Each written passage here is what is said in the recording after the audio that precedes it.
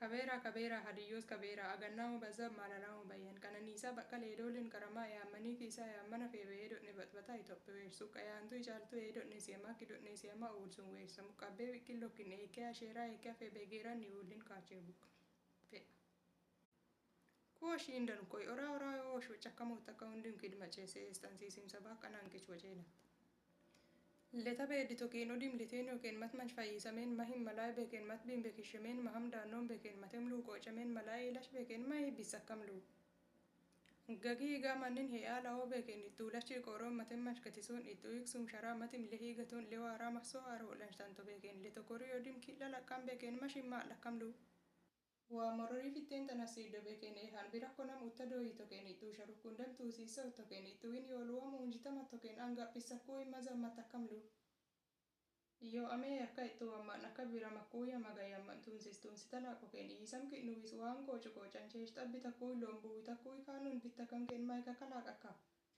Isakkam luu beekoo bichim qabeechim uulannee himanin baddamaa okok waa ibeeto okok sheexaanim gibookok si'ooligoo beek eeskeeskatisukkok iinaakiin leokok shatittum bittittum lehaatuuttoo beek iyesuusan maraa.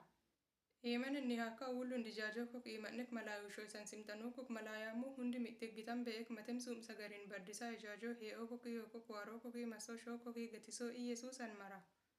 Chaa'u waareen tanoomoy macci koldaballe igagichin laakin nuim laqakon kuroon igaamolas tammamoon bikkinattiin kishidhisakkotti Yesuus taddakka lehin main mattakkam kidnuu soodsaa wi'le.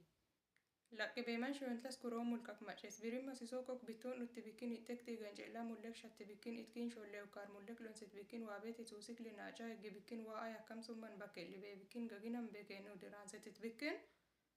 Wongeel kuree kaarki zarkuutit bikkin ekkid marin beexishaa laata macees xaddoo beeysa maxxe Yesuus waaroo axaamantoo islaaq xa'moo amman Yesuus uwwitoo dabasham guditti taa'e gel.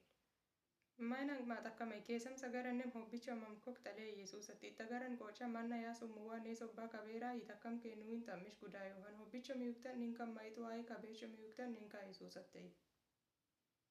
Waa xammoo xammishin dabachuu witeen gudwaa in dabachin kidmayyaa woo ittan kakuroon wash macees waa in dabachuwim waa in ijaajamin waa i hubeeluu maham sharimsabim Yesuusan nexxiluu maham birimsabim maten waa i mullek lan waa laayimsabim.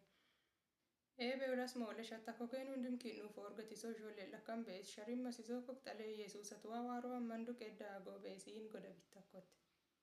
Kaba birantittos lasage birantoo Yesuus waaraa lasaggiiddinan guutoo xee amman Yesuusa itaa weeshoo amman laqqibee bikkinit torimit kees la'oo. Oobal kaballisay marakkam balbee balla raqmal biyoobal Yesuusii loluu horeen maamsi iddoo kabadi gaggaabbaa Yesuusi gambaa ikifoolne yatittutti malluu yeeyamamoo.